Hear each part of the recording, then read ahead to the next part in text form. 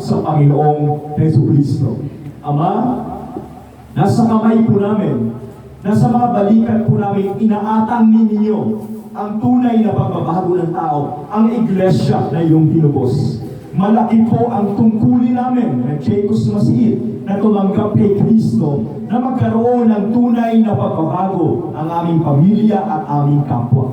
Hindi lamang, hindi tinagubili ng Diyos ang mabuting balita sa gobyerno, kundi sa bawat tao na tumanggap kay Kristo, sa iglesia, sa church. Itinagubili ng Diyos ang mabuting balita. Ama, kung kami man, Lord, ay nagtatrabaho sa office, sa government, kung kami man ay estudyante, yun po, Panginoon, yung mission field po namin. Bilang mga alagad ni Kristo, bilang estudyante, hindi dapat namin ikahiya ang Panginoon Jesus na tunay na nagbabago. Bilang nagtatrabaho sa barangay, o sa municipal, o sa government, huwag din namin ikahiya ang tunay na pagbabago na magsisimula sa Panginoong Jesucristo. Yan po ang aming misyon. Napakalaki. At kami, Panginoon, ang agent. Kami po, Panginoon, ay agent of change. Kaya, Ama, dalangin po namin simula sa pinakabata hanggang sa pinakamatanda ay pagliwanagin niyo po ang aming puso at isipan. Malaki ang role na gagampanan po namin. Ang role na gagampanan namin upang tunay na magkaroon ng pagbabago ang aming bayan. At ang kailangan ay ang Panginoong Jesucristo. Natanggapin namin bilang aming tagapagligtas ng aming buhay.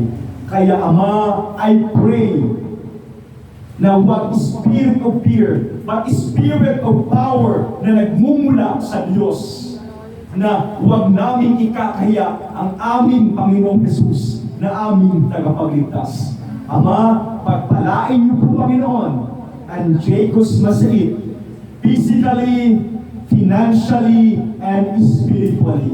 Salamat sa bawat magulang na naglilingkod sa inyo. Sa bawat kabataan na idinaragdag po ninyo, ang Jacob's Masiit at ang Jacob's Prinsa, kayo din po, Panginoon, ang daya, iyo pong pagpalain. At sa umagang ito, Panginoon, salamat dahil kayo ang aming Diyos na makapangyarihan. Walang imposible sa Diyos na aming pinaglilingkuran. At lalago pa at lalago ang Jacob's Masiit. Paglagong espiritual, paglagong pisikal, at gaganda pa po ang aming bahay-sambahan. Amang banal, ihanda niyo po ang bawat isa na tunay na sundin ang iyong banal na kalooban. Ikaw po, Panginoon, ang nangako, hindi niyo kami iiwan, ni papabayaan man. Minsan pa, O Diyos, napakabuti ninyo sa aming simbahan. Pinupuri ka namin, O Diyos, at pinapasalamatan. Sa mga nanghihina, kayo, O Diyos, ang maging kalakasan. Sa mga may sakit karamdaman, kayo, Panginoon, ang aming dakilang manggagamot. Ama, minsan po, Diyos, ihanda niyo po kami bilang iglesia. Nalalapit na, O Diyos, ang aming paglabas o paghayo dito sa Kamalig na Itim, sa Barangay Masiit. Hindi namin ikakahiya ang aming Panginoong Jesucristo. At sasamahan niyo po kami at pagpapalain. Hindi kami matatakot kung sino man ang aming kaharap, dahil ang Diyos ang aming kasama. Pinupuri ka namin, O Diyos, at pinapasalamatan sa umagang ito. Ang pagpapala ng Panginoong Jesucristo, ang pag-ibig ng Diyos, at ang pakikipag-isa ng banal na Espiritu ay sumainyong lahat. Amen.